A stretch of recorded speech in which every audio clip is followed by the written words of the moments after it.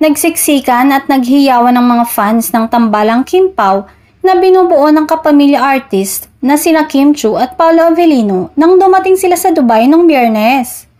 Matyagang naghintay ang mga solid Kim Pao fans sa Terminal 1 Dubai International Airport sa pagdating ng kanilang idolo. Literal na sinugod sina Kim at Paolo ng mga sabik na OFW fans na lumabas na sila sa airport terminal. Walang humpay na selfie, dosenang mga bulaklak at mga tsokolate ang pasulubong ng mga fans. Excited na ang dalawa na humarap sa mga libu-libong OFW sa Dubai. We're very happy dahil ang daming sumalubong sa amin ng mga kaibigan natin dito sa Dubai at sobrang excited na kami for Sunday. Ang masayang pagbati ni Kim, ang bida ng teleseryeng What's Wrong with Secretary Kim?